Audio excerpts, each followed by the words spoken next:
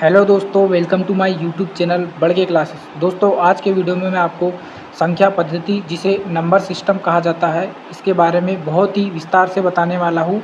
इसमें जितने भी प्रकार की संख्या होती है, प्राकृत संख्या, पूर्ण संख्या, पूर्णांक संख्या, परिमेय संख्या, अपरिमेय संख्या तथा वास्तविक संख्या, सम संख्या, विषम संख्या, ये सभी प्रकार की संख्याओं को सिर्फ एक वीडियो में आपको बहुत ही शानदार तरीके से बताऊँगा। तो वीडियो में अंत तक बने रहिए।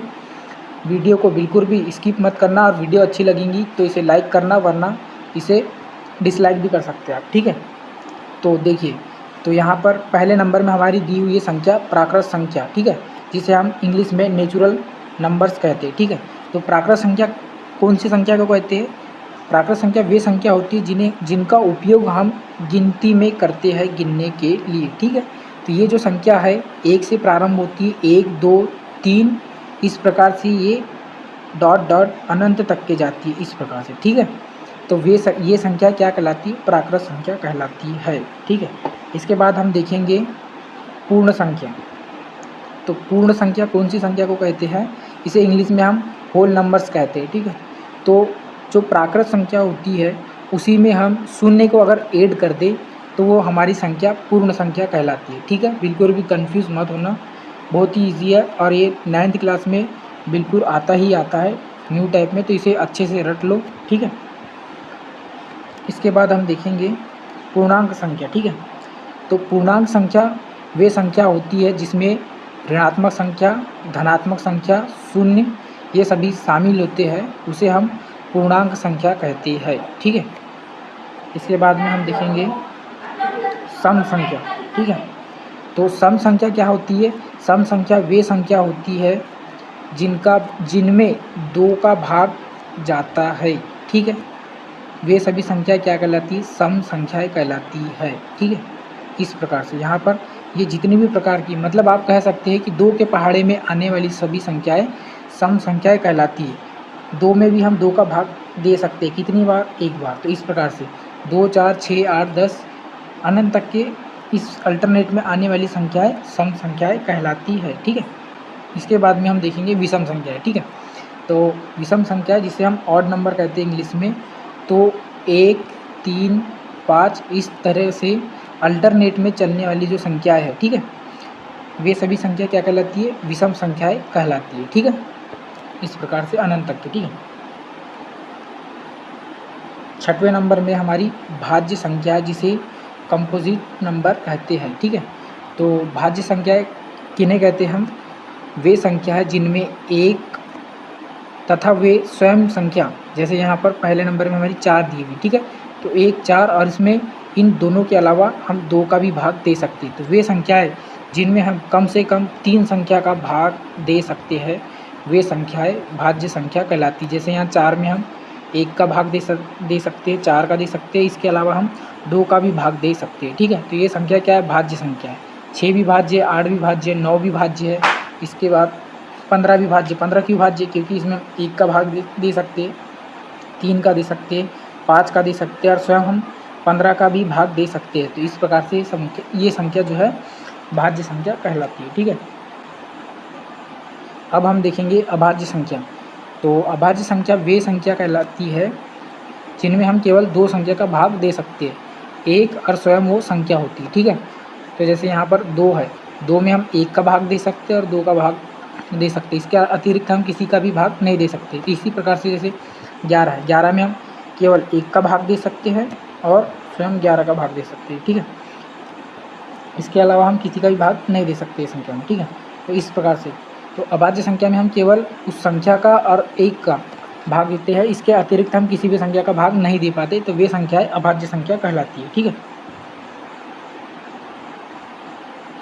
अब हम देखेंगे सह अभाज्य संख्या।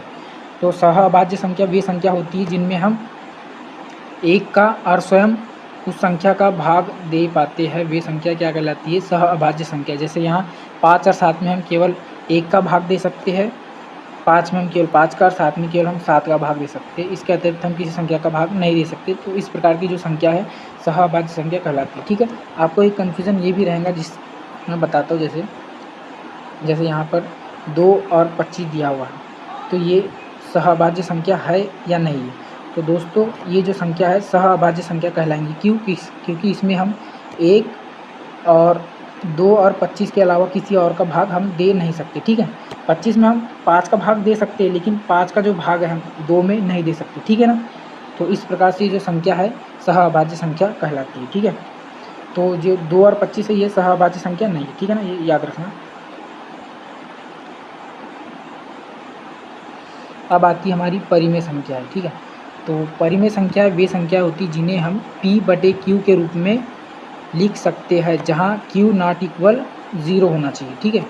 तो इस प्रकार की संख्याएं परिमेय संख्या कहलाती है, ठीक है।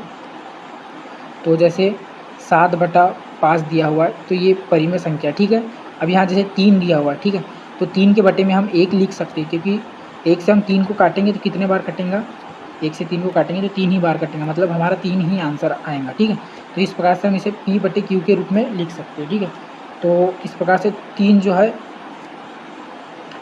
3 जो है एक परिमेय संख्या है, ठीक है ना। और यहाँ √4 जैसे दिया हुआ है, ठीक है, तो √4 का आंसर क्या आएगा हमारा 2 आएगा, और 2 के बटे भी हम 1 लिख सकते हैं। तो इस प्रकार से √4 भी जो है हमारी परिमेय संख्या है। लेकिन √5 जो है हमारी परिमेय संख्या नहीं है। क्यों? क्योंकि इसका जो दशमलव प्रसार है, जैसे इसका पॉइंट में आंसर क्या आता है वो तो नहीं मुझे पता, लेकिन जो इसका प्रसार अनंत तक के जाता है, ठीक है, मतलब ये कभी भी रुकता नहीं, अनंत तक के जाते ही रहता है इसका मान। तो इस प्रकार से जो है अपरिमेय संख्या कहलाता है √5, ठीक है। परिमेय संख्या नहीं कहलाता, क्योंकि इसके हम P/Q के रूप में नहीं लिख सकते, ठीक है। अब हम देखेंगे अपरिमेय संख्या, ठीक है। तो अपरिमेय संख्या वे संख्या होती है जिन्हें हम P/Q के रूप में नहीं लिख सकते। जैसे अभी बताया था मैंने √5 क्यों, क्योंकि इसका जो दशमलव प्रसार है जो भी आता हो वो अनंत तक के जाता है, ठीक है। तो इस प्रकार से √5 का जो मान है, इस प्रकार से जो √5 है वो अपरिमेय संख्या है, ठीक है। और एक चीज़ मैं बताना चाहूँगा, जो पाई है, पाई का जो मान है 3.14 इस प्रकार से अनंत तक के जाता है। तो इस प्रकार से जो पाई है वो भी एक अपरिमेय संख्या, लेकिन 22/7 भी पाई का मान होता है, लेकिन ये परिमेय संख्या कहलाता है। क्यों? क्योंकि इसका जो दशमलव प्रसार है 3.14, और इस प्रकार से ये जाते जाता है और एक समय बाद ये स्टॉप हो जाता है इसका मान। तो ये क्या कहलाता है, ये 22/7 जो है एक परिमेय संख्या कहलाता है, क्योंकि इसे हम P/Q के रूप में लिख पा रहे हैं, ठीक है ना। और इसका जो दशमलव प्रसार है ये शांत होता है, लेकिन पाई की जो एक्चुअल शुद्ध वैल्यू है उसका जो मान है वे कभी शांत नहीं हो पाता, ठीक है। तो इस प्रकार से जो पाई है अपरिमेय संख्या कहलाता है, ठीक है। इसके बाद में हम देखेंगे वास्तविक संख्या, ठीक है। तो वास्तविक संख्या में जो संख्या रेखा होती है, ठीक है ना, 0 और इसके दाईं ओर ऋणात्मक संख्या और बाईं ओर धनात्मक संख्या जो होती है, वे सभी संख्याएं वास्तविक संख्या में धनात्मक, ऋणात्मक, शून्य, परिमेय, अपरिमेय सभी प्रकार की संख्याएं आती है, वे संख्याएं वास्तविक संख्या कहलाती है, ठीक है ना।